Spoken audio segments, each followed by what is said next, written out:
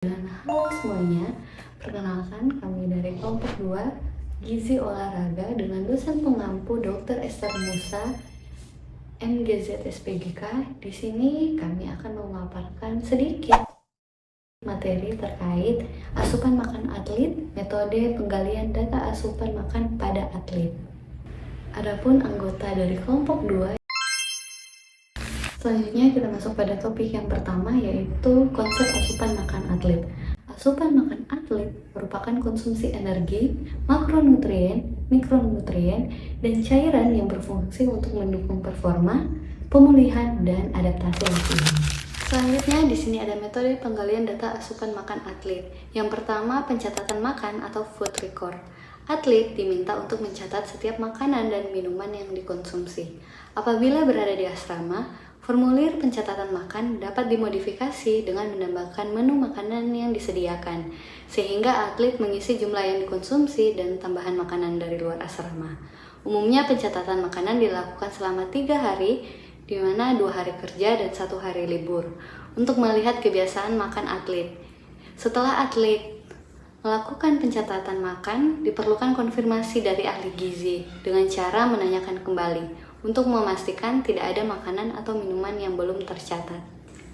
Yang kedua ada recall 24 jam, di mana metode pencatatan dengan recall 24 jam memiliki prinsip menanyakan kembali makanan yang sudah dikonsumsi oleh atlet selama 24 jam terakhir. Pertanyaan dapat dimulai dari waktu makan yang berdekatan dengan saat wawancara makan. Contohnya, apabila wawancara makan recall 24 jam dilakukan siang hari, maka dapat mulai menanyakan makanan yang sudah dikonsumsi saat sarapan. Hal ini dimaksudkan untuk membantu atlet mengingat makanan yang sudah dikonsumsi. Salah satu cara untuk memudahkan atlet memahami porsi yang dimakan yaitu menggunakan alat bantu seperti buku foto makanan atau food model. Kelemahan menggunakan metode recall 24 jam adalah kemungkinan untuk lupa makanan yang sudah dikonsumsi. Yang ketiga ada Food Frequency Questionnaire atau FFQ. Metode pengkajian asupan makan selanjutnya yaitu dengan FFQ. Formulir FFQ berisi daftar bahan makanan sesuai dengan golongan bahan pangan seperti karbohidrat, protein, buah, dan sayur. Frekuensi yang ditanyakan berkisar dari hitungan minggu hingga bulan. Metode FFQ ini sangat mengandalkan ingatan atlet mengenai makanan yang sudah dikonsumsi. Selain itu, hasil dari pengkajian asupan makan dengan metode ini bersifat kualitatif. Artinya, data yang didapatkan meliputi jenis dan frekuensi bahan makanan. Kuesioner ini tidak bisa digunakan untuk menghitung asupan energi dan zat gizi yang dikonsumsi oleh atlet. Selanjutnya yang keempat yaitu Semi-Quantitative Food Frequency Questionnaire atau SQFFQ. Metode SQFFQ merupakan pengembangan dari formulir pengkajian makanan dengan FFQ. Formulir SQFFQ yang mencantumkan porsi makanan yang dikonsumsi. Penggunaan metode ini dapat dipergunakan untuk memperhitungkan asupan energi dan zat gizi yang dikonsumsi. Namun, salah satu kelemahannya yaitu apabila atlet mudah lupa, maka memiliki kesulitan untuk mengingat makanan yang sudah dikonsumsi. Selanjutnya yang terakhir yaitu Semi-Quantitative Food Frequency Questionnaire atau SQFFQ. Metode pengkajian asupan cairan dengan SQFFQ hampir sama dengan formulir untuk makanan. Perbedaannya yaitu pada daftar bahan makanan yang dituliskan adalah jenis-jenis minuman yang kemungkinan dikonsumsi oleh seorang atlet. Di sini dikembangkan daftar jenis minuman yang biasa dikonsumsi atlet di beberapa pusat pelatihan negeri dan swasta di Indonesia formula SQFFQ. Berikut adalah analisis perbandingan metode. Pertama yaitu adalah pencatatan makanan atau food record. Atlet mencatat semua makanan dan minuman yang dikonsumsi selama 3 hari. Kelebihan dari metode ini yaitu memberikan gambaran nyata tentang pola makan harian, terutama jika atlet tinggal di asrama. Kekurangan dari metode ini yaitu adanya resiko reactivity bias atau atlet mengubah pola makan karena tahu sedang dicatat, sehingga memerlukan konfirmasi ulang oleh ahli gizi. Yang kedua yaitu recall 24 jam, 24 hours recall. Wawancara untuk menanyakan konsumsi makanan dan minuman selama 24 jam terakhir. Kelebihan dari metode ini cepat, praktis, dan tidak membebani responden, efektif untuk penelitian lapangan. Namun kekurangan dari metode ini sangat bergantung pada daya ingat atlet sehingga risiko recall bias tinggi bisa dikurangi dengan alat bantu seperti foto atau foot model. Yang ketiga itu Food Frequency Questionnaire atau FFQ. Deskripsi dari kuesioner ini berisi daftar makanan untuk menanyakan frekuensi konsumsi dalam periode mingguan hingga bulanan. Kelebihan dari metode ini mampu menggambarkan pola makan jangka panjang, cocok untuk segi epidemiologi, dan juga kekurangan dari metode ini data bersifat kualitatif, tidak akurat untuk menghitung energi dan zat gizi secara presisi. Yang keempat ada Semi-Quantitative Food Frequency Questionnaire atau SQ-FFQ. Deskripsi dari metode ini yaitu pengembangan dari FFQ yang menambah ukuran porsi pada daftar makanan. Kelebihan dari metode ini memungkinkan perhitungan energi dan zat gizi yang lebih akurat.